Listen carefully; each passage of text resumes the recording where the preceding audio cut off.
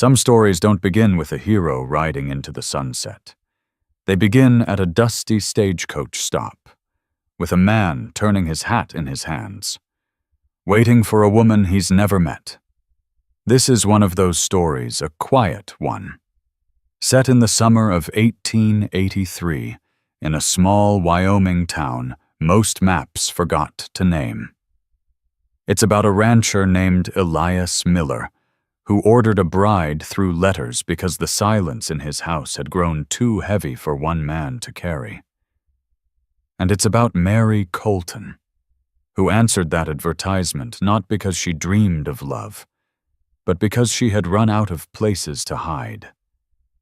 If you've ever watched someone rebuild after the worst has happened, or if you've done it yourself, then you already know how this kind of story feels.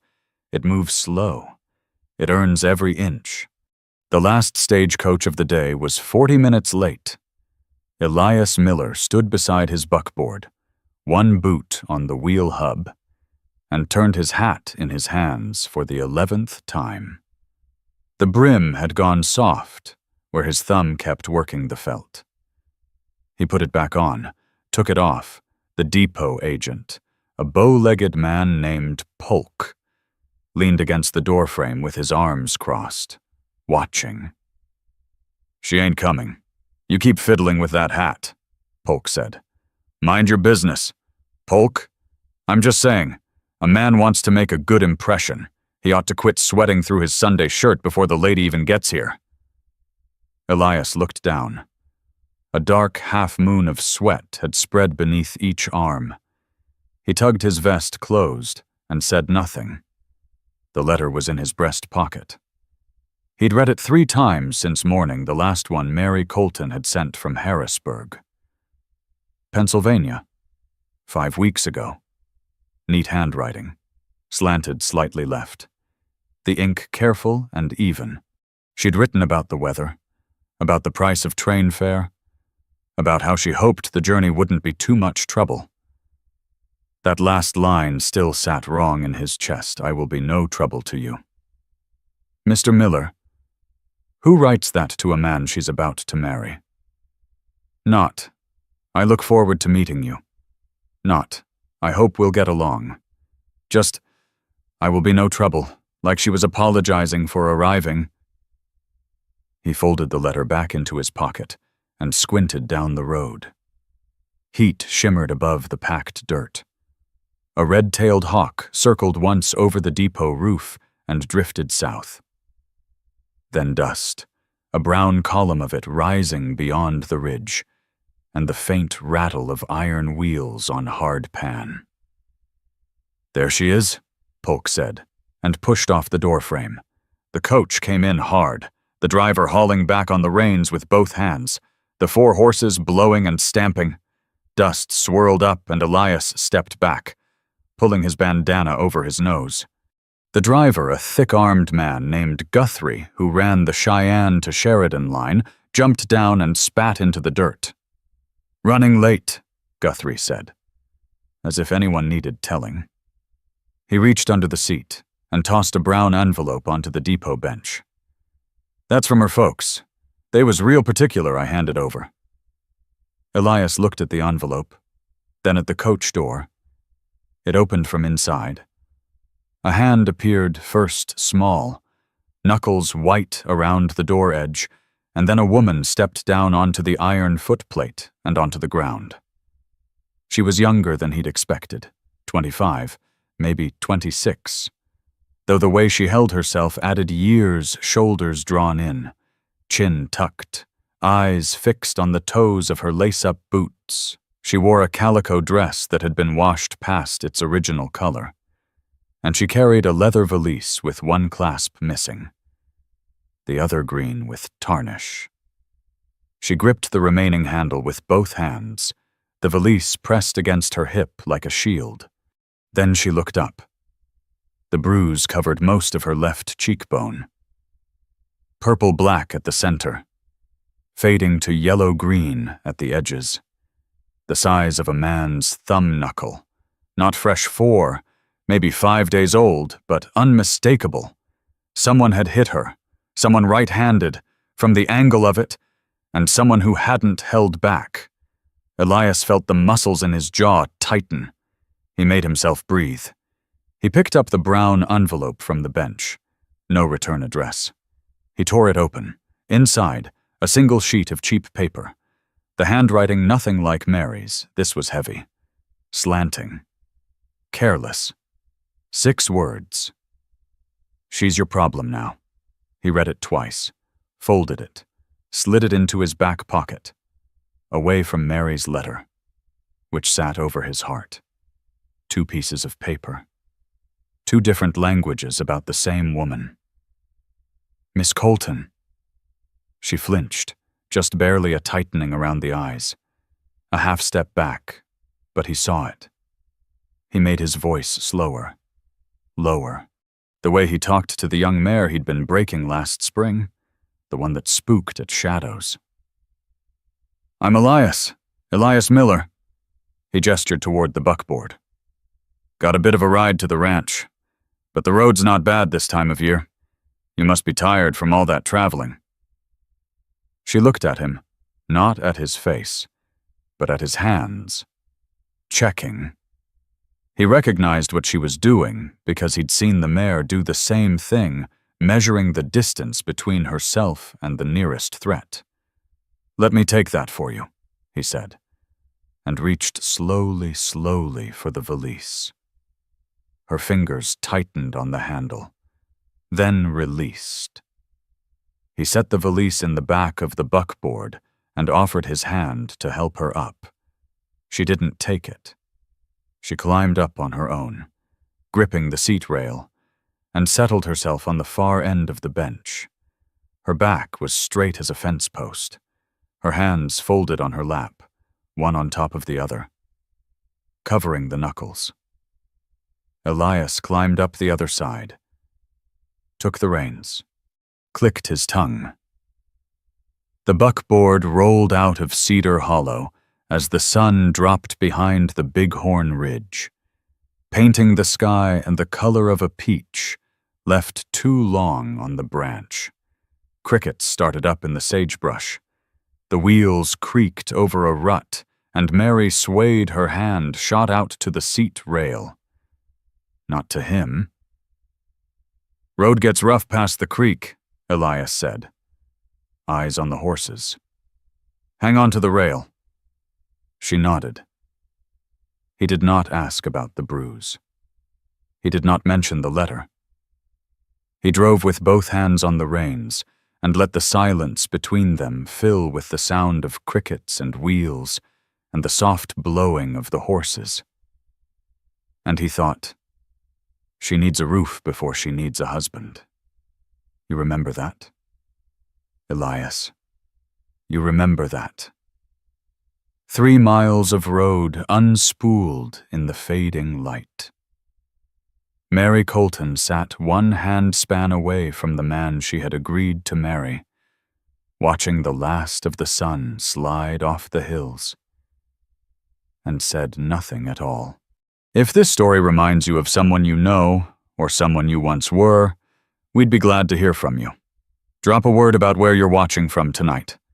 Good company makes any porch feel wider. The ranch house was smaller than she'd pictured. 1 story. Plank walls gone silver from weather. A porch with 2 steps, and a roof that sagged in the middle like a tired spine. Somebody had swept the porch recently. The broom marks still showed in the dust, but they'd missed the corners. Elias set her valise on the porch and opened the front door. It swung inward without a sound. Oiled hinges. She noticed that. This way, he said, and stepped aside to let her pass first. The front room was kitchen and sitting room together. A cast-iron cook stove against the far wall. A rough-cut table with 2 chairs. A hutch with 5 plates and 4 cups. A Bible on the bottom shelf. Its spine cracked and soft. Everything clean in a way that suggested effort rather than habit. The table wiped, but the grain still dark with old stains. Packed, but the floor around it scuffed. He led her through the back doorway into the bedroom. A bed frame with a cotton mattress. White sheets, still creased from the store. On the nightstand, a tin can with 3 black-eyed Susans stuffed in, their stems cut uneven. One already drooping. Mary looked at the flowers, then at the window, then at the iron bolt on the inside of the door. "Locks from inside," Elias said behind her. He cleared his throat. "I fixed up the loft in the barn for myself, got a cot and a lantern up there. So," he rubbed the back of his neck. "You need anything? Holler." She turned to face him. He stood in the doorway with his hat in his hands again, his shoulders taking up most of the frame. Big man, wide through the chest, hands that could wrap around a fence post. She said, "Thank you. Mr. Miller?" He nodded once, put his hat on, and left. She listened. Boot steps across the front room, the plank door groaning on its leather hinges, steps on the porch. Then off it the sound changing from wood to packed dirt, crossing the yard, the barn door creaking open, then shut, quiet. Mary sat on the edge of the bed. The mattress gave under her weight, the rope springs groaning. She pressed her palms flat against the sheets. Cool cotton. She could smell the sizing in it new, stiff, bought for her. She stood up and walked to the door. Her fingers found the bolt. Cold iron under her thumb. She slid it home. Click. The sound filled the room the way a match fills a dark hallway. She stood there with her hand on the bolt. Breathing. Through the window, past the flour sack curtain. A faint glow his lantern. Up in the barn loft. He was really out there. She sat down in the rocking chair by the window. It tilted one leg shorter than the rest, and she caught herself on the sill. The chair creaked under her, uneven, listing to the right like a boat with a slow leak. Outside, the lantern burned steady. Inside, Mary Colton sat in the dark behind a locked door in a stranger's house, in a territory she couldn't find on a map 3 months ago. And she realized she could not remember the last time she had been in a room where no one could walk in. Her throat tightened. She pressed her fist against her mouth. The rocking chair creaked, the crickets sang. And somewhere between the sound and the silence, a question surfaced that she did not want to answer, not tonight. Not yet. What kind of man gives away his own bed and sleeps in a barn, and never once asks about the bruise on your face? She woke before dawn, and didn't know where she was. Ceiling too low, wrong smell, wood smoke, and dried sage instead of coal dust and lye soap. No sound of her brother's boots on the stairs. No sound of anything except crickets winding down and a rooster starting up somewhere east of the house. Then she remembered. Wyoming, the ranch, the bolt on the door, the brief ceremony at the church, yesterday evening, Reverend Thomas reading from his worn Bible, Elias standing stiff in his clean shirt, Mary saying, "I do," to a man she'd known for 2 hours, the Reverend's wife signing as witness. No music, no flowers, just words and a signature, and then the buckboard ride home in the dark. Mary lay still and let the room come into focus.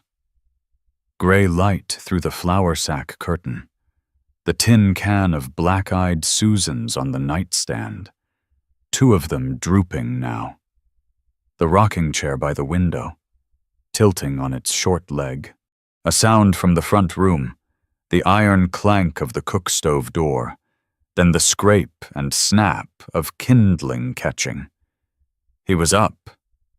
She heard him move across the floor, heard water pour into something metal, heard the stove door clank shut again. Coffee. She could smell it before the kettle had time to boil the grounds, hitting hot water. That first bitter bloom. She got up, smoothed the sheets, braided her hair by feel in the half-dark, and pinned it with the 2 pins she had left. Put on the calico dress, the only one she owned that wasn't torn, and laced her boots. She slid the bolt open. The sound was quieter than last night's locking. She stepped out. Elias stood at the stove with his back to her, pouring coffee from a tin pot into a tin cup. His shirt was already damp between the shoulder blades. He'd been up a while. He turned, saw her. Something crossed his face. Not surprise exactly, but a quick rearrangement. The look of a man who'd been alone in his kitchen for 2 years and suddenly wasn't. "Morning," he said. "Pot's on the stove. Cups are in the hutch, 2nd shelf." She found a cup, poured her own coffee. Black, there was no cream. And if there was sugar, she didn't see it. The cup was hot enough to sting her palms, and she held it with both hands anyway. Elias walked out to the porch. She heard the boards creak under him. Then nothing. He'd sat down. Mary stood in the kitchen alone. The stove ticked as the fire settled. Through the open door she could see his back broad. Still, his elbows on his knees, the cup cradled low. She walked out and sat on the top step. 3 steps below him. The wood was cool through her skirt. They drank coffee and watched the sun push up over the eastern ridge. The light came in layers gray, then gold, then white, and the valley below the ranch filled with it like a bowl filling with water. Meadowlarks called from the fence line. The horses moved in the corral, their hooves soft on packed dirt. Neither of them spoke. It was the quietest breakfast Mary had ever had. And the strangest, because the silence wasn't the kind she knew. The kind that meant someone was deciding what to do with you. This was just silence. The ordinary kind. The kind between 2 people who had nothing they needed to say yet. Elias finished his coffee, set the cup on the step, and stood. "I'll be at the corral if you need me. Fence needs mending on the south side." He pulled his hat down and walked across the yard. Mary stayed on the porch. She watched him pump water from the well, the handle screeching with each stroke, and carry 2 full buckets to the horse trough. She watched him check the corral fence, testing each post with a shake. One wobbled. He marked it with a strip of cloth and moved on. She watched him split kindling behind the barn, the axe rising and falling in an easy rhythm, the wood popping apart clean. He worked the way some men breathe steady, unself-conscious, without looking up to see if anyone was watching. That afternoon, he came into the kitchen carrying short lengths of oak and a draw knife. He sat at the table and shaved 1 piece down, turning it, measuring it against his thumb. He didn't say what it was for. Mary washed the coffee cups and swept the front room and didn't ask. The next morning, the rocking chair in her room stood level. 4 legs on the floor, no wobble, no listing. The new leg was pale, fresh-cut oak, the grain still white against 3 dark ones worn smooth by years of use. She sat in it, rocked once, twice. The creak was even now, a steady back and forth. And through the window she could see Elias crossing the yard with the milk pail. And she rocked and watched and said nothing to anyone about anything. On the 3rd evening, she cooked. She'd found flour and lard and buttermilk in the hutch, the buttermilk slightly turned, but usable, and she made biscuits the way in the kitchen in Harrisburg, cut them with a water glass, laid them on the baking sheet. The oven ran hot, and the bottoms came out dark, nearly black at the edges, and she stood over the pan and felt her face flush.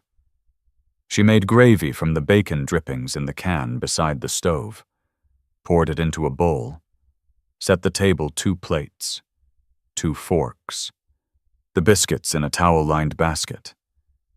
Elias came in from the barn, hung his hat on the nail by the door, and stopped. He looked at the table, looked at her, sat down. He ate 4 biscuits, scraped the gravy bowl with the last one, didn't comment on the burnt bottoms. After supper, he washed the plates she tried to take them, and he said, "I got it. Sit down," and dried them with the flour sack towel and put them back in the hutch. Then he reached for his hat. "Heading to Hargrove's store tomorrow for flour," he said, one hand on the door. "You need anything?" Mary stood by the table, the towel still in her hands. "More flour." "I reckon." She twisted the towel once. "And salt? We're low on salt." She heard him pause. The door didn't move. Then, "Salt it is," and his boots went down the steps and across the yard. Mary folded the towel, set it on the table, stood there. She replayed the sentence in her head. "We're low on salt." She had said, "We," not you, not the kitchen, "we," as if this were her kitchen, her salt, her home. She walked to her room and sat on the bed and pressed her hands flat against her knees. The rocking chair stood in the corner by the window, steady on its 4 legs, 1 pale and 3 dark. Through the curtain, the barn loft lantern glowed. She did not lock the door, not because she trusted him, not yet, not fully, not the way trust is supposed to work, but because her hands were tired, and the crickets outside sounded like something she almost recognized. And the word "we" was still sitting in her chest like a stone she hadn't meant to swallow, warm and heavy and impossible to cough back up. 3 weeks carved a groove into the days. Mary learned the rhythm the way a body learns a new bed, not all at once, but in pieces, waking each morning a little less startled by the rooster, a little more certain of which floorboard creaked outside her door. Coffee at dawn. Elias gone to the corral by the time the sun cleared the ridge. The cook stove cooling while she swept, then heating again when she started supper. His boots on the porch at dusk, always the same 2 heavy steps, the scrape of soles on the edge board, the hat going up on the nail. She cooked. He ate. They sat on the porch with their coffee and watched whatever the sky was doing. And most nights the only words between them were about weather or the garden or whether the bay mare's hoof was healing right. It was enough. It was more than enough. On a Tuesday, she'd started counting days by the garden, not the calendar. And Tuesday was the day the green beans needed picking. Elias came around the side of the house with a bushel basket and set it at the end of the row. "Beans are ready," he said. "You want, I can show you which ones to pull." Mary knelt at the near end of the row. The dirt was warm through her skirt, still holding the morning sun. Elias knelt 3 feet away, at the next plant, and reached into the tangle of leaves. "You're looking for the ones about this long." He held up a bean between his thumb and finger 4 inches. Firm. No bulge from the seeds inside. "If they're lumpy, leave 'em. Those went too far." She nodded, reached in. The leaves were rough against her wrists, the stems sticky with something that smelled green and sharp. She snapped a bean off and held it up. "That's the one," he said. They worked down the row in silence. The sun climbed. Sweat gathered at her hairline and ran down her temple. The basket filled a slow, satisfying sound, each bean landing with a soft tap against the others. Somewhere in the pasture, a meadowlark called 3 notes and stopped. Elias reached across to pull a bean she'd missed, low on the vine. His hand brushed hers. Mary jerked back, fast, the way you pull away from a hot stove before thinking, before deciding, the body making the choice on its own. Her hand went to her chest, and she knelt there, breathing through her nose, staring at the dirt between her knees. Elias didn't look at her. He stood up, slow, and walked to the next row of the tomatoes and crouched down beside a plant heavy with green fruit. "Tomatoes are coming in good this year," he said, his voice the same as before, steady and flat, as if nothing had happened. "Might have enough to put some up. You ever done any canning?" Her heart was hammering against her fist. She made herself breathe, in, out. The dirt smelled like iron and rain. "Some," she said. "My mother put up tomatoes every August." "Well then," he turned a tomato over in his hand, checking the underside. "We'll have more than we know what to do with. Come a few weeks." Mary looked at her own hand, the one he'd touched. The knuckles were dirty, the nails trimmed short, the skin across the back starting to brown from the sun. Just a hand. Nobody's weapon. She picked up another bean and snapped it off the vine. That evening, after supper, Elias didn't go straight to the barn. She heard him moving in the front room, the scrape of something being lifted off a shelf. A soft breath blown across metal, and then the plank door groaned open, and his boots went down the steps and across the yard, but they stopped before the barn. The porch. He was on the porch. Then came a sound she didn't recognize. A thin, reedy note, wavering, followed by another lower, steadier. A melody, if you could call it that. Simple. Slow. The kind of tune a man plays when he's not trying to play anything in particular, just pressing his mouth against brass and seeing what comes out. Harmonica. She'd seen it sitting on the barn shelf 3 weeks ago when she'd gone to fetch the egg basket, a small brass thing. Tarnished. Gathering dust. He must have walked past it every night climbing up to his cot. 3 weeks of looking at it before picking it up. Mary stood at the cook stove, a dish rag in her hand, and listened. The notes wandered no song she knew, no pattern she could follow. He missed a high note, and the sound cracked, and he found it again. Lower, and kept going.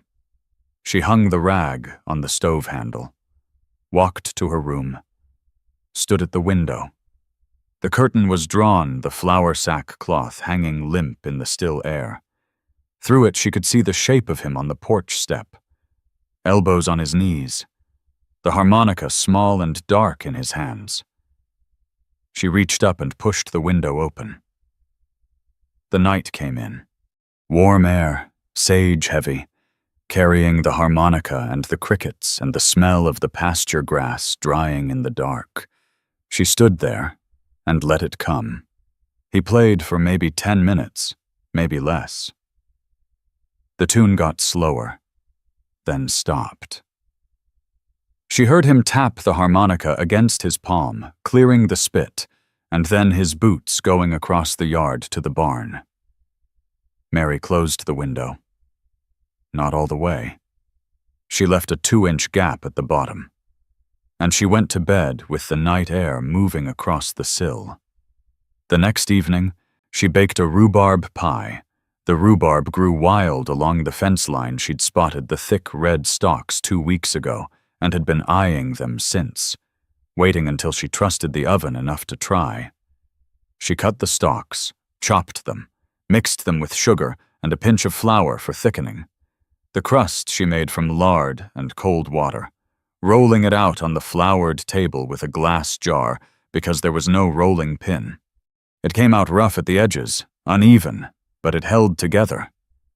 The filling bubbled through a crack in the top, and the smell filled the kitchen tart and sweet. The sugar browning at the edges. She set it on the table next to the beans and cornbread. Elias ate his plate clean. Then he ate a second slice of pie, scraping the dish with his fork. He set the fork down and looked at the empty dish with an expression she couldn't quite read. Something between surprise and the absence of it.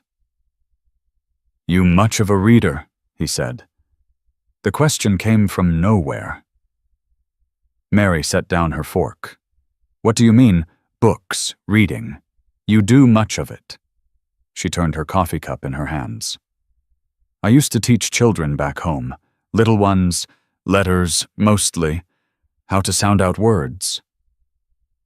The cup was warm. She pressed her thumbs against it. "Before things got—" She stopped. The sentence hung there between them like a thread pulled from a hem visible. Fragile. Leading somewhere she wasn't ready to go. Elias picked up his fork again, though the dish was empty, and turned it over on the table. "Old Martha Hargrove's been griping about her grandkids," he said. "Tommy's 9 and can't spell worth a lick. Whole town's the same, from what I hear." He set the fork down, picked up his coffee. "Somebody ought to do something about that. I reckon." He drank. Didn't look at her. Mary sat very still. The cook stove ticked behind her, the fire burning down. The iron contracting in the cooling air. Outside, the first crickets started. He wasn't asking her to teach. He wasn't suggesting or proposing or hinting. He was just setting a fact on the table. The way he'd set the bushel basket at the end of the bean row. Here it is. Pick it up or don't. "I don't have any books," she said. "No primers, no chalk, nothing." Elias stood and carried his plate to the basin. "Hargrove's store's got a little bit of everything. We could look." There it was again, that word, small as a seed, dropped into the space between them without ceremony. Mary stared at the empty pie dish. The rhubarb juice had stained the tin dark pink, and she thought about Tommy Hargrove, 9 years old, who couldn't write his own name. And she thought about the schoolroom in Harrisburg, the one her brother had locked her out of, and her fingers tightened around the coffee cup until the tin edge pressed a white line into her skin. "When," she said, Elias hung his hat on the nail, turned back. "Saturday work for you." Saturday. 3 days from now. 3 days until she'd have to sit on that buckboard and ride into a town full of strangers and be seen the rancher's mail-order wife with the fading bruise and the Pennsylvania accent and nothing to her name but a broken valise and a skill that the last man in her life had beaten her for using. Her mouth went dry. "Saturday's fine," she said. Saturday came the way weather comes in Wyoming, slow, until it's suddenly on top of you. Mary dressed in the calico, the faded one, the only one that didn't have a mend across the bodice. She braided her hair tighter than usual, pinned it twice, checked it with her fingers. The bruise on her cheekbone had faded to a faint yellow-green. Barely visible, unless you were looking. People would be looking. She found Elias already hitching the bay mare to the buckboard. He'd put on a clean shirt cotton. Dark blue. The collar pressed with what she suspected was a hot pan lid, because no man living alone owned a flat iron. His boots were brushed. His hat was the same. "Ready," he said. She climbed up, gripped the seat rail with both hands. The road to Cedar Hollow ran 4 miles through open grassland, then dropped into a shallow valley where the creek cut through cottonwood and scrub willow. The morning was already hot, the air dry and bright, the kind of heat that pressed against your skin like warm cloth. Grasshoppers jumped ahead of the wheels. Dust rose behind them and hung in the still air. Mary didn't speak for the first 2 miles. Her jaw was clenched so tight her back teeth ached. She loosened it, clenched again. Her hands on the rail were white at the knuckles. Elias drove with one hand on the reins, the other resting on his knee. He didn't fill the silence, didn't whistle or hum or make conversation about the heat. He just drove, and let her sit with whatever was happening inside her. Cedar Hollow appeared around a bend, a single street of plank front buildings, most of them unpainted, a few whitewashed. Hargrove's general store on the left, its porch stacked with barrels and crates. The post office window beside it, the American flag hanging limp above the door. A blacksmith's shop with its doors thrown open. The anvil quiet this morning. A white clapboard church at the far end, its steeple barely taller than the cottonwoods behind it. And behind the church, set back from the road, a building Mary hadn't expected. A storage barn, maybe 20 feet wide, plank-sided. The roof pitch steep enough to shed snow, its door hung crooked on one hinge. 2 of the 3 windows still had glass. Elias pulled the buckboard to a stop in front of it. "Reverend Thomas said folks can use this," he said. "Needs fixing up, but the bones are good." He wrapped the reins around the brake handle, cracked his knuckles one hand, then the other. "If you wanted to, teach." Mary looked at the building. The door hung open about a foot, and through the gap she could see a plank floor, dusty but solid. Sunlight came through the 3 windows and fell in bright rectangles on the wood. She climbed down from the buckboard before Elias could offer his hand.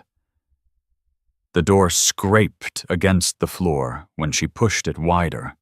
Inside, the air was hot and still, smelling of old hay and sun-baked wood. The room was a single space, no partitions, no furniture, cobwebs in the rafters, mouse droppings along the baseboards, but the floor was sound under her boots, and the walls were straight. And when she stood in the center of the room and looked at those 3 windows, 3 squares of Wyoming light falling clean on the planks, something turned over in her chest that she didn't have a name for. She put her hand on the doorframe. The wood was rough under her palm, splintered at the edge, warm from the sun. Mary. A voice behind her, not Elias. She turned. A woman stood at the bottom of the church steps, arms folded across a burlap apron. 60 years old, maybe more. White hair pulled back in a knot so tight it stretched the skin at her temples, broad through the shoulders, hands red and thick-knuckled. The hands of someone who'd spent decades hauling flour sacks and wringing wash. The woman walked over with a stride that covered ground. She stopped 3 feet from Mary and looked her up and down, a frank, measuring look. No apology in it. Her eyes passed over the faded calico, the boots with their cracked soles. The place on Mary's cheekbone where the bruise had been. She didn't ask. She stuck out her hand. "Martha Hargrove, I run the store with my husband, who's useless before noon." Mary took the hand. The grip was hard, calloused, dry, warm. It squeezed once and let go. "My Tommy can't write his own name and he's 9 years old," Martha said. "His pa thinks that's fine, but his pa's an idiot. And I say that with 30 years of Christian marriage behind me." She put her hands on her hips. "Elias says you taught school back east." Mary glanced at Elias. He stood by the buckboard, arms crossed, looking at the church steeple as if it were the most fascinating structure ever built. "I taught children their letters," Mary said. "Reading. A little arithmetic. Can you teach a boy to write his name so's a person can read it without squinting?" "Yes, ma'am." Martha nodded once, a sharp downward jerk of the chin. "Then I'd say we got business. I've got 3 grandchildren and the Patterson girls down the road, and Millie Thomas, that's the Reverend's girl. 6 and Shark Sharp." She looked at the barn behind Mary. "Place needs work. I'll get my 2 grandsons and the Patterson boy to help me haul it out. Give us a couple weeks and we'll have it right." Mary opened her mouth, closed it. She looked at the old storage barn behind her, the dust, the cobwebs, the mouse droppings, the 3 windows full of light. "It would need a board," she said. "Something to write on. And chalk. The board. Elias can handle. Man's got more lumber than sense." Martha said it loud enough for Elias to hear. He didn't turn from his study of the steeple, but his jaw shifted. Martha looked at Mary again. Softer this time, or not softer exactly, but steadier. The way you look at something you've decided about. "2 weeks from Monday," Martha said. "That's when we open. You just bring yourself." She turned and walked back toward the store, her boots striking the packed dirt in a rhythm that suggested she'd already moved on to the next task in her head. Mary stood in the doorway of the barn. Her hand was still on the frame. She could feel her own pulse in her fingertips, pressed against the rough wood.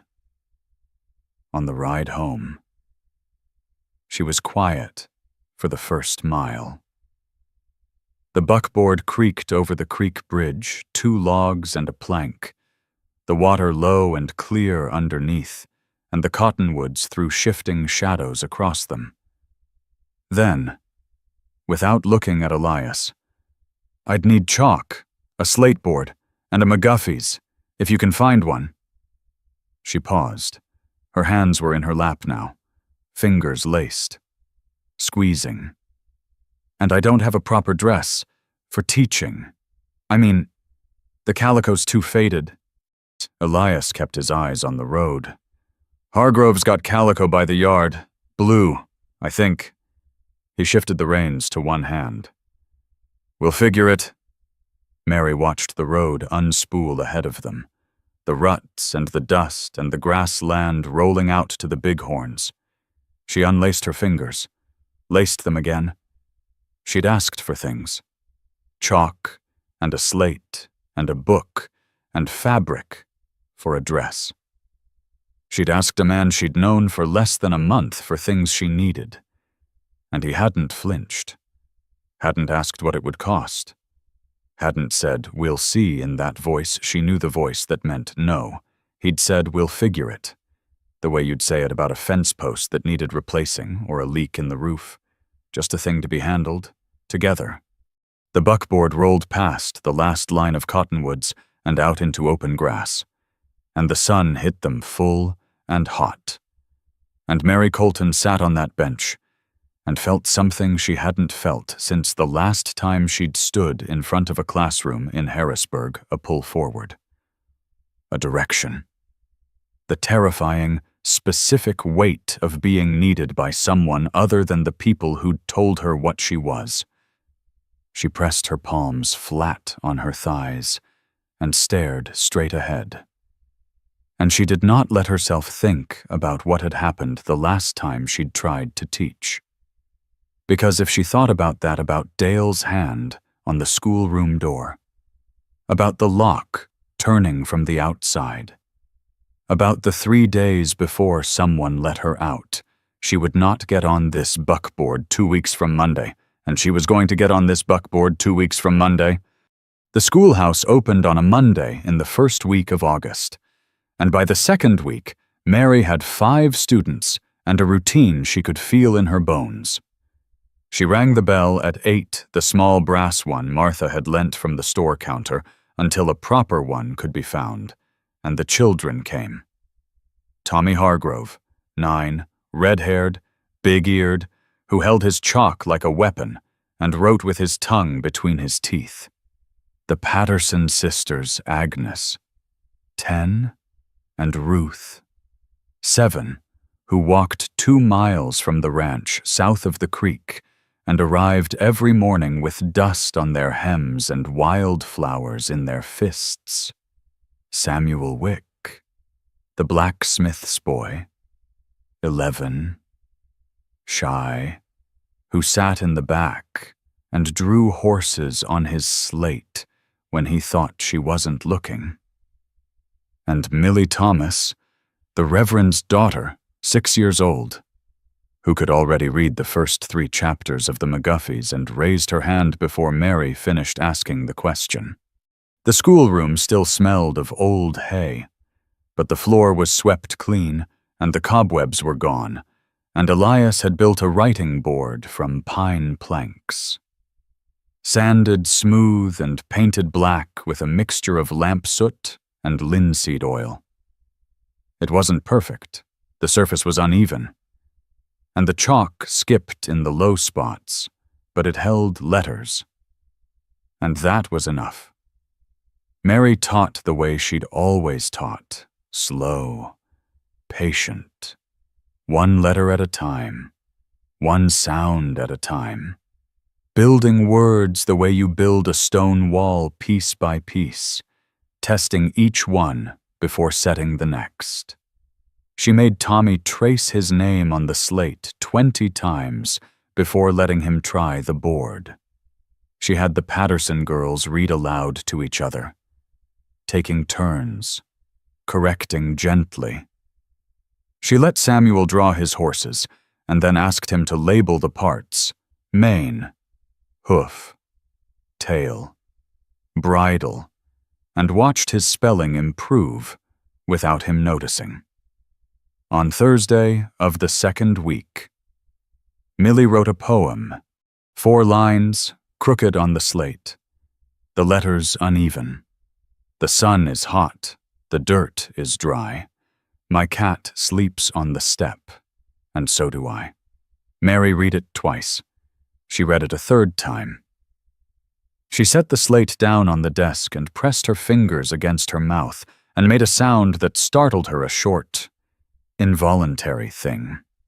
Half breath and half something else. Not quite a laugh. Close enough. She told Elias about it that evening, sitting on the porch with their coffee. The sun was going down behind the bighorns, and the light was the color of warm honey, and the crickets were just starting. She's 6, Mary said. 6 years old, and she wrote a poem about her cat. My cat sleeps on the step, and so do I. She shook her head. I read it 3 times, and I still don't know why it made me. She stopped, pressed her lips together. It just did. Elias was pulling his boots off, working the left one loose with the toe of the right. He looked at her a quick glance, sideways, the kind a man gives when he's seen something and isn't sure he's allowed to have seen it, and then looked down at his boot. Sounds like the girl's got a head on her shoulders, he said. She does.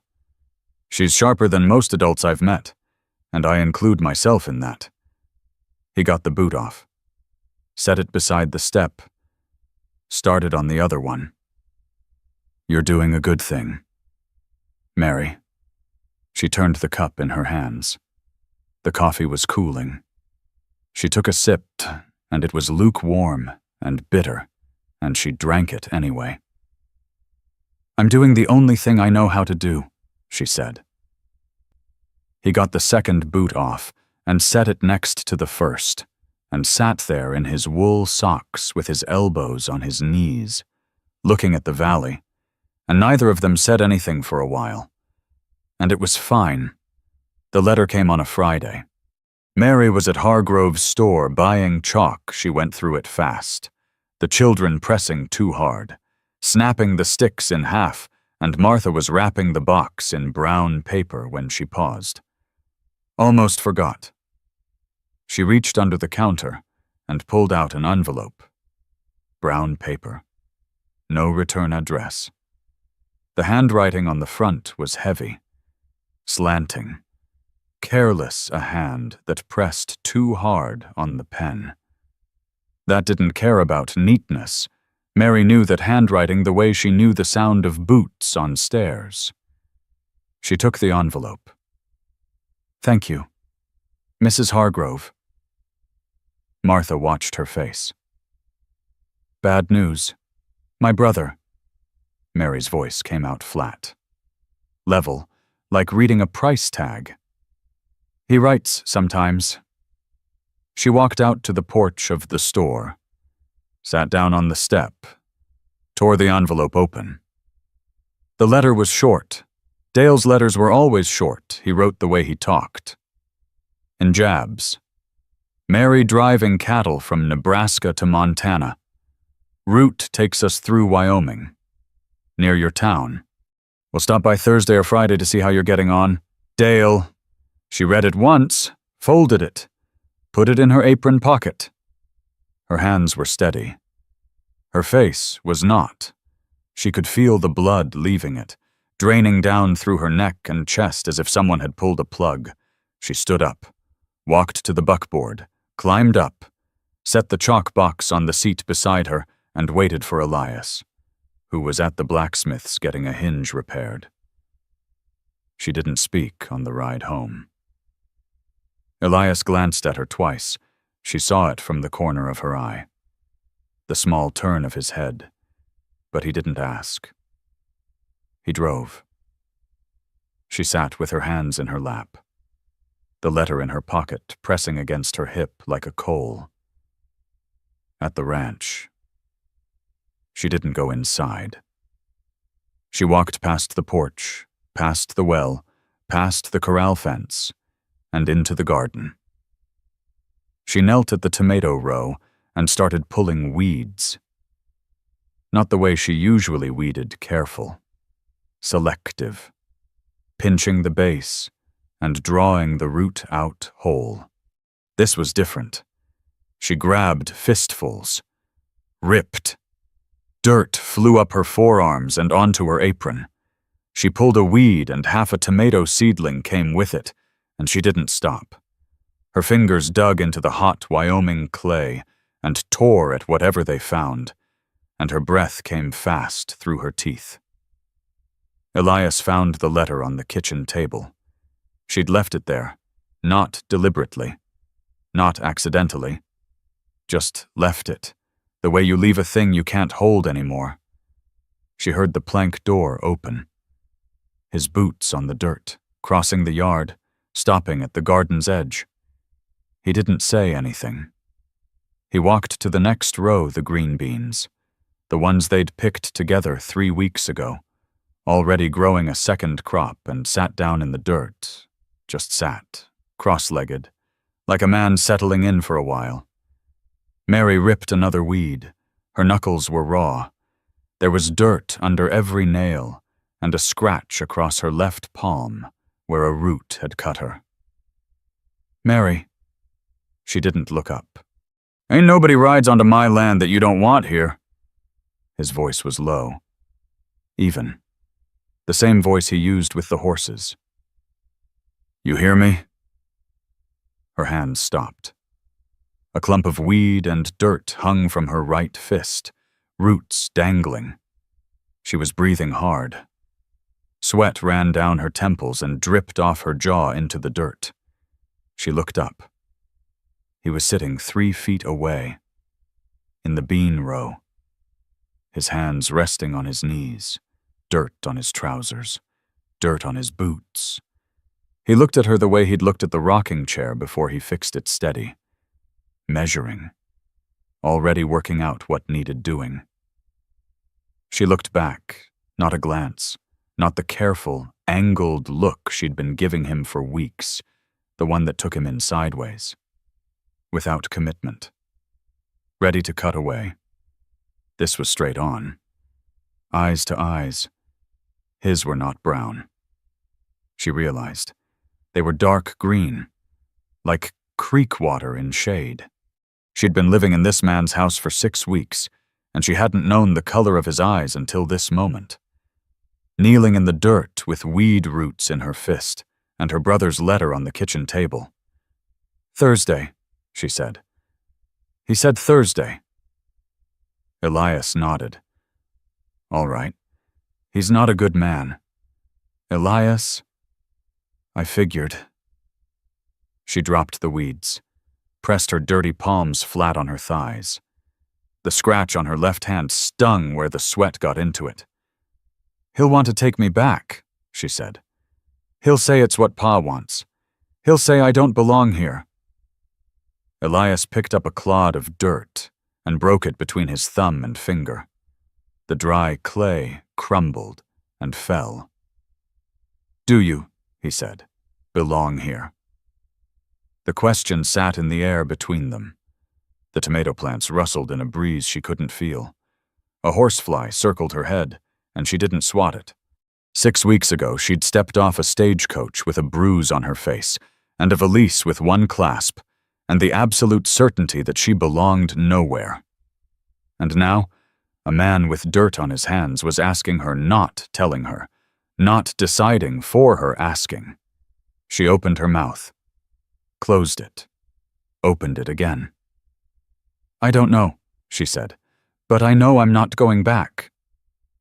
Elias brushed the clay dust off his hands, stood up, offered her his hand palm up, open, not reaching for her, just there. She looked at it, looked at him, she took it. His grip was firm and dry and warm, and he pulled her to her feet and let go the moment she had her balance. And they stood in the garden with 6 inches of August air between them and the sun dropping fast behind the mountains. "Thursday," Elias said. "I'll be here." He walked back to the house. She heard the plank door close, heard him moving in the kitchen, the stove door, the water pump, the sounds of a man starting supper because the woman who usually cooked was standing in the garden with dirt on her hands and a question in her chest that she couldn't answer yet, but that she'd heard, and that she would keep hearing. Through every hour between now and Thursday. "Do you belong here?" She didn't go to the schoolhouse on Monday. Martha came by in the afternoon, driving the store wagon, and knocked on the front door. Mary heard the knock from the rocking chair. She didn't get up, didn't move, didn't pull the flour sack curtain aside to see who it was. Elias met Martha in the yard. Mary heard their voices through the closed window low. Careful. The way people talk outside a sick room.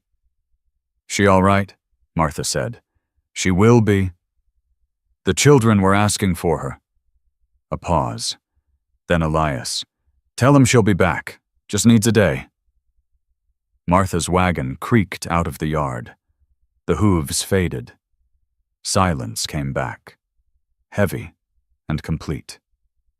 And Mary sat in the rocking chair and pressed her thumbnail into the pad of her finger until the skin turned white around the nail. She rocked. The chair was steady 4 legs, even. The pale one and the 3 dark ones, but she rocked too hard, too fast. The runners thumping the floor with each stroke. Her teeth were clenched. Her hands gripped the armrests until the tendons stood out across the backs of her hands. Elias brought coffee at noon. set it on the nightstand beside the wilted, black-eyed Susans she'd never thrown out. The cup sat there all afternoon, going cold on the surface. When he came back at supper and saw it untouched, he picked it up without a word, carried it out. And she heard the liquid splash in the yard. He cooked that night. She could smell bacon and beans through the door. He set a plate outside her room. She heard the plate touch the floor, heard his boots retreat, and she sat in the dark and looked at the strip of lamplight under the door and didn't eat. At some point, the lamp in the front room went out. His boots crossed the yard. The barn door opened and closed.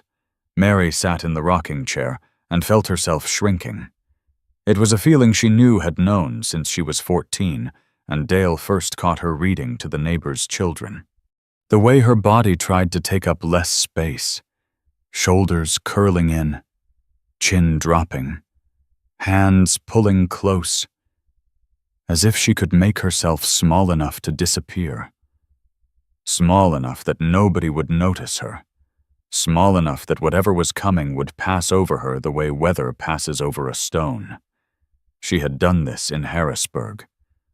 After Dale locked her out of the schoolroom, after he told their father she'd been putting ideas in children's heads, making girls think they were as smart as boys, embarrassing the family. After her father had looked at her across the kitchen table and said nothing, not one word, and Dale had said, "See, even Pa knows you're a fool." And she had sat in her room that night the same way she was sitting now, rocking, shrinking, becoming the thing they told her she was. She put her face in her hands, the worst part, the part that made her stomach turn, that made the back of her neck burn, was not the fear. It was the shame. That after 6 weeks of cooking and teaching and standing in her own garden with dirt under her nails, after asking for chalk and asking for fabric and saying the word "we" after all of that. One letter from Dale could fold her back up like a piece of paper and stuff her in a drawer. She'd spent 15 days standing in front of 5 children pretending she had the right, pretending she was somebody. And all it took was a few lines of Dale's handwriting to remind her that she was the same woman who'd been locked in a schoolroom for 3 days, who'd sat on the floor with her back against the door and her bladder aching because there was no chamber pot, and she'd held it until she couldn't. And the stain on her skirt, when they finally let her out, that stain, the smell of it, the way Dale's wife had looked at her and then looked away, that was who she was. Not the woman in the blue calico, not the teacher, the woman with the stain. Her throat closed. She bent forward, elbows on her knees, and pressed her forehead against her fists. Her breath came in short pulls through her teeth. Not crying, she wouldn't cry. She'd stopped crying the day she got on the train in Harrisburg, but something underneath crying. The dry, airless place below tears, where the body just clenches and holds. The bolt was locked. She'd slid it home that afternoon without thinking her hand had found it, the way a tongue finds a sore tooth. She stayed like that a long time. Then she stood up and walked to the bedroom door and pressed her forehead against the wood and started talking. Not loud, not to anyone, just talking. The way you talk to yourself in an empty room when the silence gets too heavy to carry alone. I taught 6 children in Harrisburg. 6. The youngest was 5, and she learned to read Psalms by Christmas. Her voice was flat, low, each word stepping over something sharp. Dale found out. He said I was making a fool of myself. Making a fool of him. He said a girl who reads more than her brother is a girl who don't respect her family. She pressed her hands flat against the door. The grain of the oak was rough under her palms. I told him he was wrong. I said those children needed someone, and I was someone, and I wasn't going to stop." Her fingers curled against the wood. He locked the schoolroom, took the key, told the children's parents I wasn't right in the head, that I had spells. A breath, another, 3 days before anyone came, 3 days in that room. She stopped. Her forehead was still on the door. The wood was warm from her skin. On the other side, the floorboards creaked, once, then the soft sound of a body settling sitting down, back against wood. He must have come back from the barn. She hadn't heard him. She didn't know how long he'd been there. "I'm right here," Elias said. 3 words. Through oak, that was all. Mary slid down the door until she was sitting on the floor, her back against the same wood he was leaning on, 2 inches between them. She pulled her knees up and wrapped her arms around them and pressed her spine against the door. The crickets sang outside. The sound came through the window gap, the gap that had been open every night since the harmonica, and it filled the space where words weren't. They sat like that. Long enough for the crickets to go quiet and start again. Long enough for the moon to shift the light across the floor. Long enough for her heartbeat to slow from her throat back down to her chest, where it belonged. At some point, she heard his knees crack as he stood. His boots crossed the front room. The plank door opened and closed. His steps crossed the yard to the barn. Mary sat on the floor with her back against the door and stared at the moonlight on the boards. Then she got up. Slow. The way you get up when your body is very heavy, and you have to convince each part separately. She stood in the dark room and pressed her hands flat against her stomach and breathed. She walked to the hook behind the door where the blue calico dress hung the teaching dress, the one Martha had sewn on her machine at the back of the store. She took it off the hook and laid it on the bed. She lay down next to it and closed her eyes and did not sleep. But she stayed there. And when the rooster crowed and the gray light came through the curtain, she got up and put it on. She braided her hair, pinned it, laced her boots. Her hands shook a fine tremor, the kind that lives in the fingertips, and she laced them anyway, pulling the knots tight. She opened the door. Elias was at the stove, coffee poured, biscuits in the oven. He looked at her, at the blue dress, at the braid, at the swollen skin around her eyes, and whatever he saw. He didn't comment on it. "Biscuits be ready in 10 minutes, he said. "You got time." Mary sat at the table and wrapped her hands around the hot coffee cup and held it against her chest.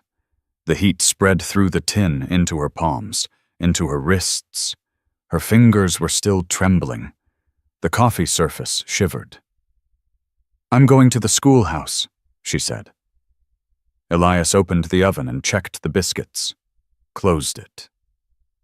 "I know," he said. "And 2 days from now, Dale Colton would ride up that road and stand at the fence and look at his sister with those flat, measuring eyes, and Mary would have to decide with chalk still under her fingernails and her hands still shaking whether she was the woman he'd locked in a room in Harrisburg, or the woman sitting at this table in a blue dress who had just gotten up off a floor and opened a door all by herself. He came on a Thursday, late morning, when the sun was already high enough to press the shadows flat against the ground. Elias was mending the south fence, replacing the split rail that the bay mare had leaned through last week when he heard the hoofbeats on the road. Single rider, unhurried.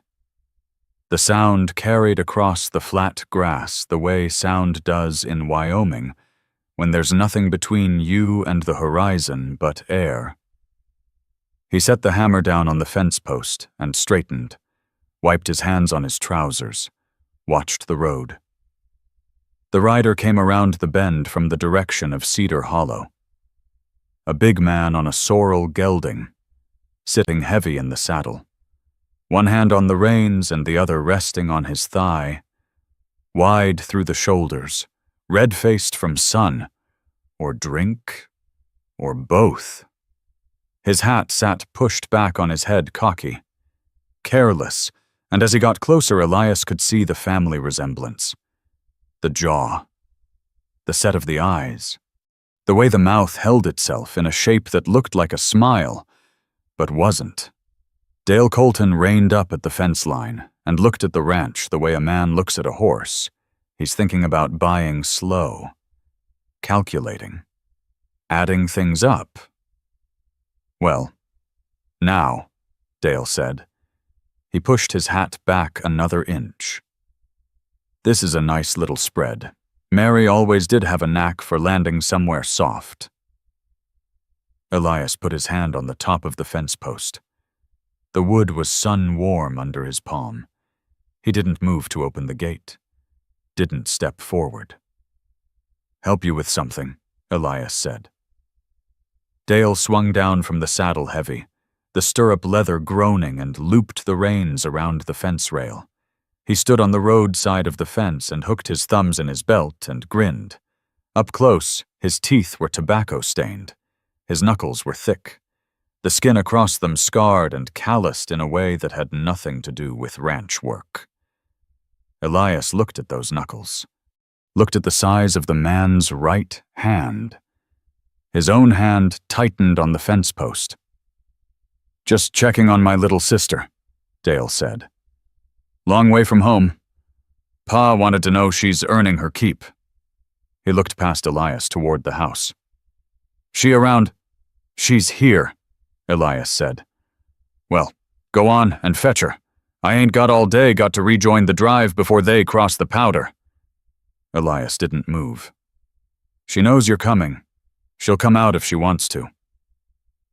Dale's grin lost some of its width. He tilted his head, studying Elias the way a dog studies another dog across a yard, measuring, sizing, deciding whether to push. "That how it is," Dale said. "You speak for her now." "I don't speak for anybody. Gate stays shut, is all. She can open it if she's a mind to." Dale laughed a short, hard sound, more air than humor. He leaned forward and rested his forearms on the fence rail. "You know, Miller, when Mary left home, Pa and I figured she'd be back in a month. She ain't exactly what you'd call sturdy." The plank door opened. Both men turned. Mary stood on the porch. She was wearing the blue calico dress. Her hair was braided and pinned. Her hands hung at her sides, not balled, not gripping, just hanging there, loose and deliberate, as if she'd thought carefully about what to do with them and chosen nothing. She came down the 3 steps, crossed the yard. Her boots crunched on the dry dirt.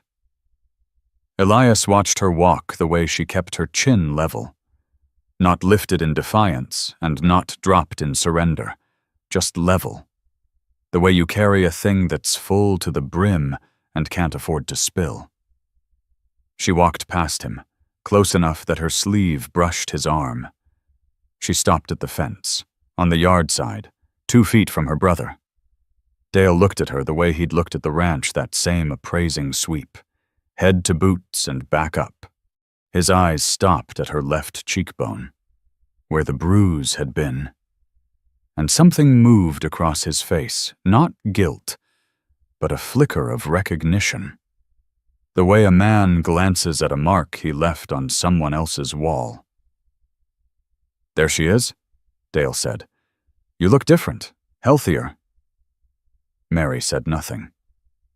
She stood there with the sun on her face and her hands at her sides, and let the silence stretch until Dale shifted his weight from one boot to the other. "Pa wants to know you're being useful," he said. "At least." Mary took a breath. Her ribs expanded under the blue calico. The breath went in slow and came out slower. "Tell Pa I teach school here," she said. Her voice was quiet. Not a whisper quiet, the way a planed board is smooth. All the roughness taken off. Only the grain showing through. "I got students who need me." She swallowed. The muscles in her throat worked. "I teach children to read. I bake bread. I grow tomatoes." She stopped. Her right hand closed into a fist at her side, then opened again, finger by finger, as if she were releasing something she'd been gripping for a very long time. "I sleep in a house where the door locks from inside." Dale's grin was gone. He stood with his arms on the fence rail and looked at his sister with an expression that had gone flat and still. Mary's voice wavered on the last part, a tremor at the edge. Like a wire plucked too hard, but she held his eyes. "I ain't his to worry about," she said. "Not anymore." The yard was quiet. A horsefly buzzed around Dale's sorrel. Somewhere behind the barn, the meadowlark called its 3 notes. The cottonwood by the well dropped a leaf that nobody watched fall. Dale looked at Elias. It was a look Elias knew had seen 100 times in cattle camps and Saturday night dances, the look a man gives another man when a woman has said something inconvenient. The silent appeal. "You understand. She don't mean it." Elias looked back at him. Didn't nod. Didn't shrug. Didn't offer the easy alliance of a shared glance. "Lady's said her piece," Elias said. Dale's jaw worked. The muscles at the hinge bunched and released. He straightened up from the fence rail and looked at Mary again, a longer look this time. Harder. The kind of look that in another place, at another time, would have come with a hand. But he was standing on the wrong side of a fence, on another man's land, and the woman in front of him was standing straight, and the man behind her had not moved, but also had not looked away. And something in the geometry of it, the fence, the yard, the distance kept Dale's hands where they were. He spat tobacco juice into the dirt, brown streak on dry ground. "Suit yourself, Mary." He unwrapped the reins from the rail, put his foot in the stirrup, swung up heavy, the saddle creaking. Then he stopped, looked back over his shoulder, not at Mary, at Elias. "She'll tire you out," Dale said. His voice had lost the grin. It was flat now. Stripped. "She tires everybody out. You'll see." He turned the sorrel's head toward the road. Then, to the air, to nobody. "Pa'll hear about all this." He kicked the sorrel into a trot. Dust rose behind him. The hoofbeats faded, steady and diminishing. And Mary stood at the fence and watched until the dust settled and the road was empty, and there was nothing left of Dale Colton but the brown tobacco stain drying in the dirt.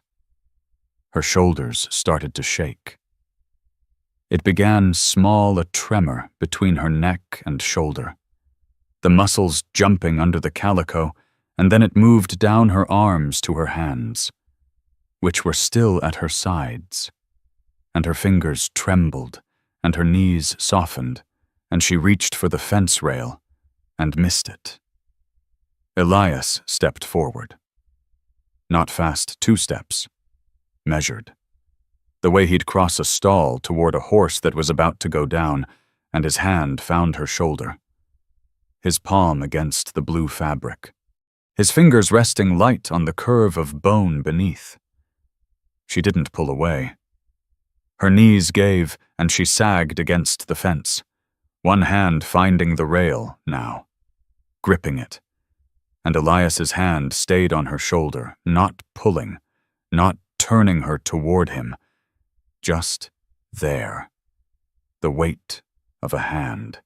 The specific fact of another person choosing not to leave. Mary pressed her forehead against the fence rail. The wood was hot from the sun. She could smell the cedar of the split rails, and the dust of the road, and the faint, sour trace of Dale's tobacco spit. And she pressed her forehead into the wood until the grain bit into her skin. She'd said it. She'd stood in front of him and opened her mouth, and the words had come out not perfect, not fierce, not the way they would in a story, but out, into the air, where he could hear them and she could hear them, and neither of them could pretend they hadn't been said. She breathed against the fence rail. The shaking slowed. Elias's hand was still on her shoulder, and she could feel the calluses on his palm through the thin cotton. Each one a small, rough point of heat. She straightened up. Not all the way her back ached from the tension, from holding herself so rigid but enough to take her own weight. She turned her head and looked at him, and his face was close, closer than it had ever been, and she could see the lines around his eyes and the place where his jaw was still clenched and his irises dark green. Like creek water over stones, the same color she'd seen in the garden. "He'll tell Pa I've gone crazy," she said. Her voice was rough, used up. Elias's hand slid off her shoulder. He stepped back, gave her the space. "Let him tell what he wants," he said. Mary looked down at the tobacco stain in the dirt, already drying to nothing in the heat. In an hour, it would be dust again, and Dale would be 10 miles east with the cattle drive, and the fence would still be standing, and the schoolhouse would still need sweeping Monday morning. She let go of the rail, stood on her own feet. The trembling had stopped. Her hands were steady.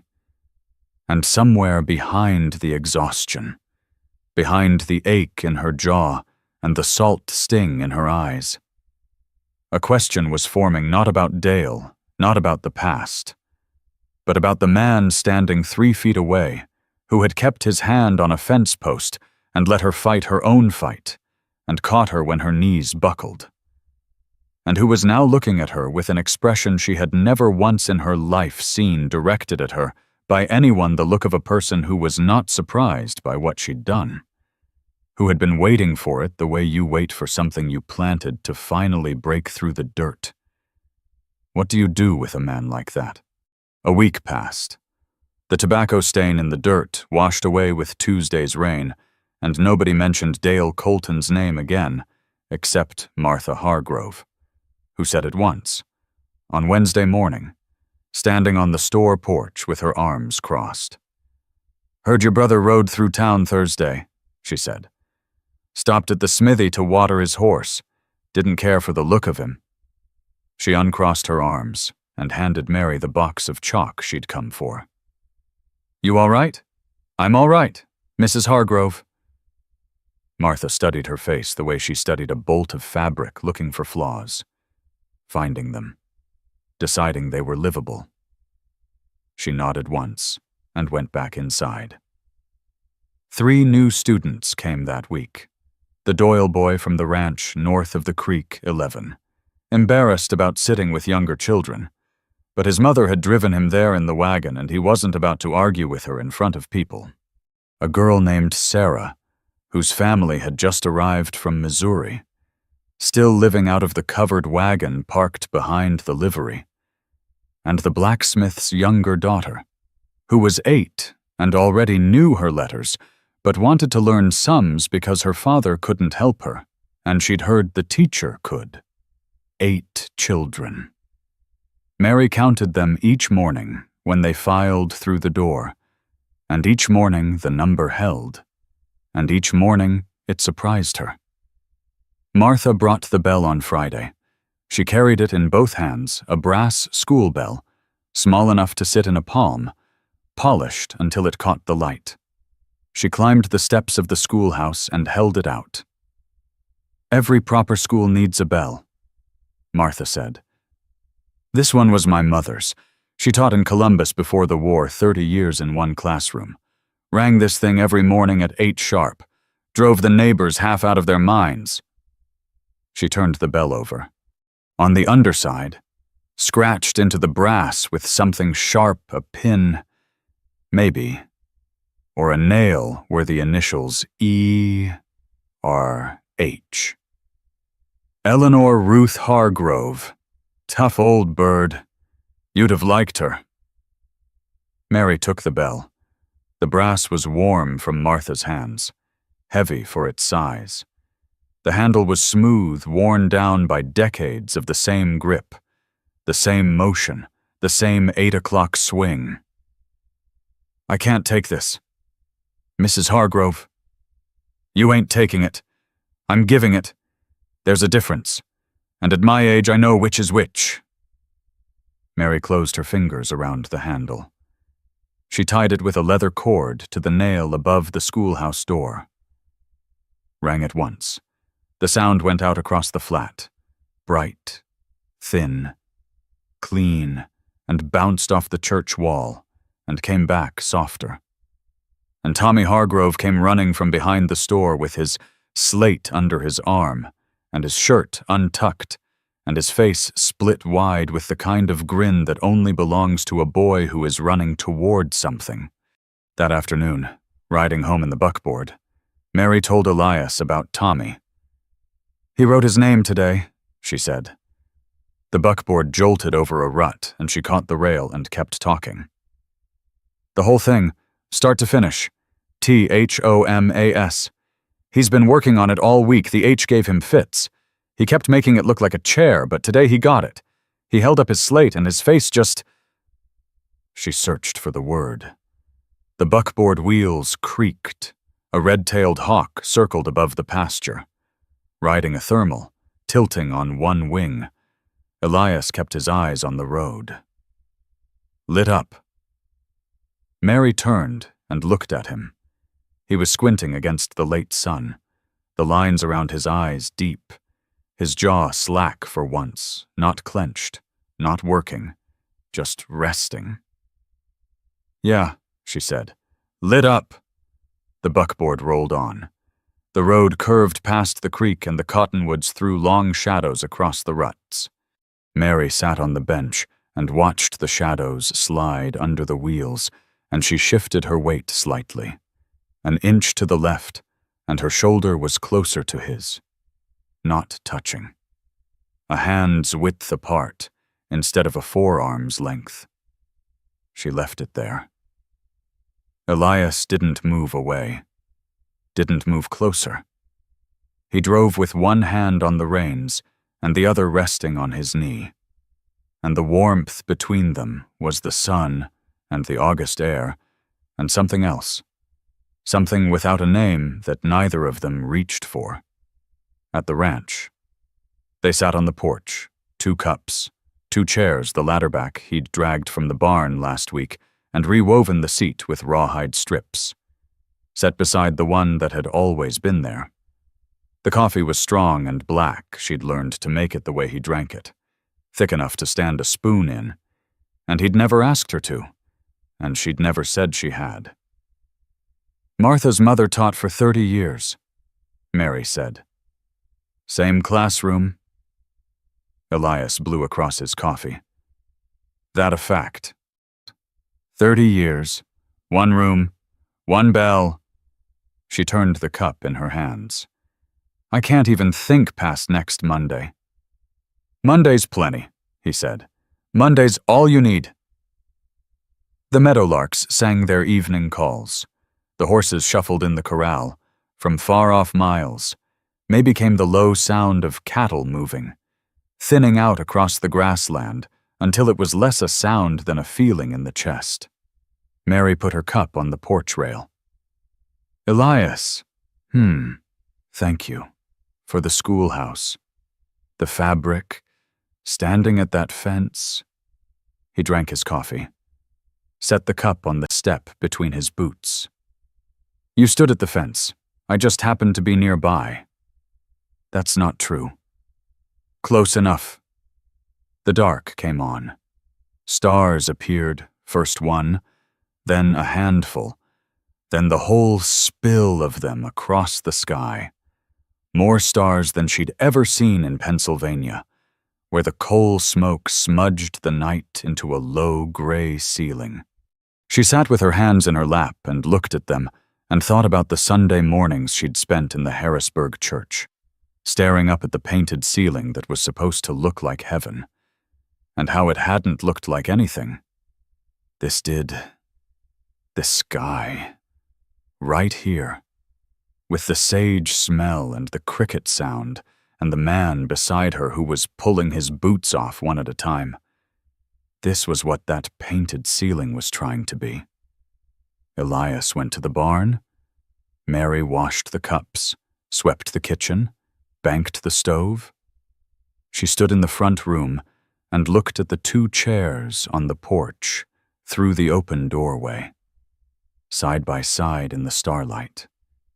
And she looked at the hutch, 5 plates and 5 cups now.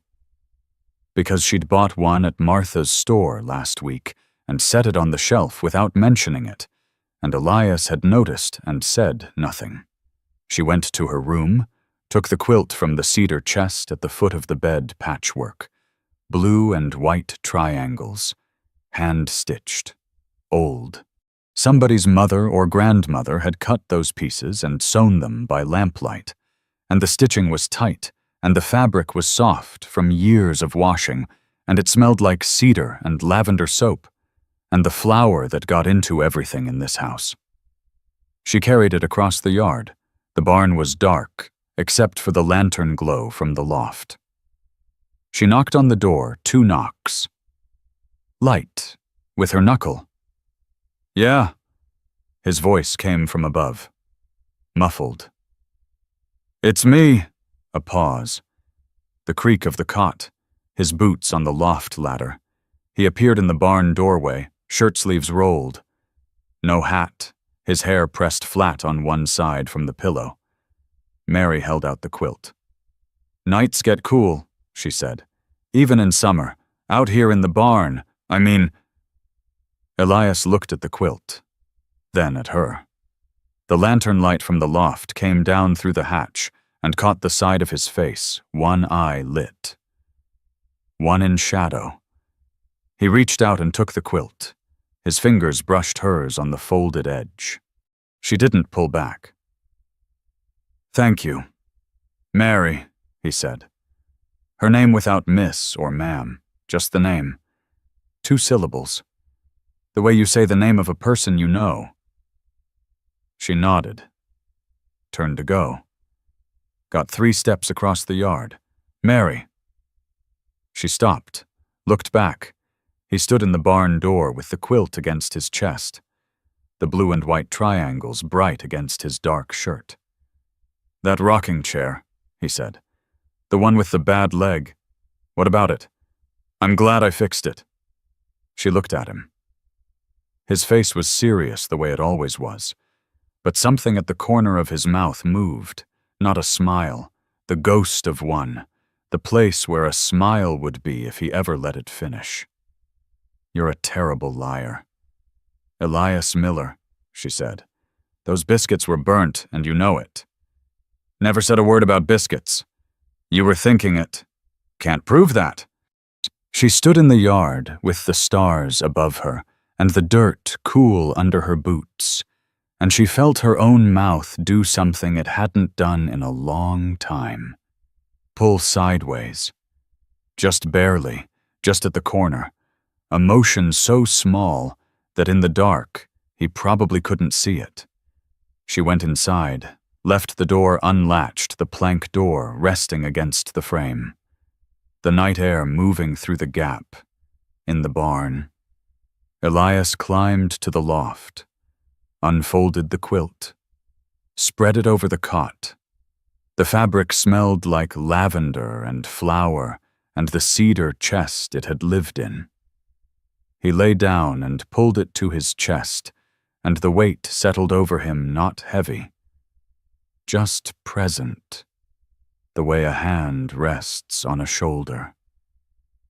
He turned the lantern down. The barn went dark except for the starlight through the loft window. Across the yard, the kitchen lamp still burned a warm yellow square in the dark face of the house, and through the open door he could see the shape of the kitchen. The table, the 2 chairs pushed in, the hutch with its 5 plates and 5 cups. 5 cups. 2 chairs on the porch, a bell above a schoolhouse door. The lamp went out.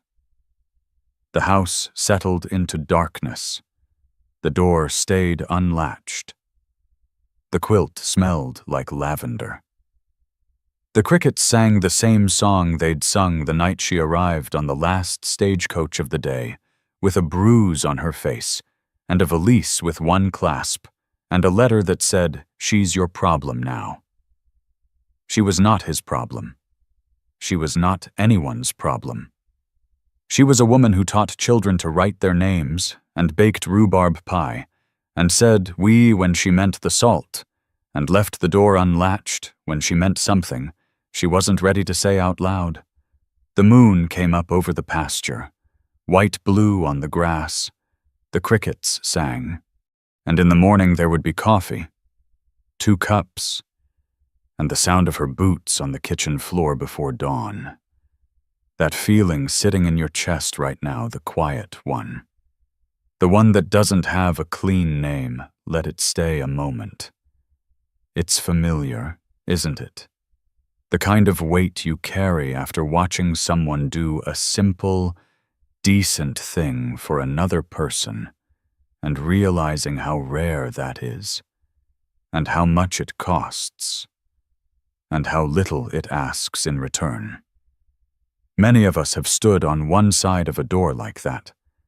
Some of us have sat on the other. We've folded quilts for people we didn't know how to talk to yet. We've eaten burnt biscuits without comment, because the person who made them needed to know that what they offered was enough. We've said "we" when we weren't sure we'd earned the word, and we've heard it said back to us when we needed it most. Not every story needs to explain itself.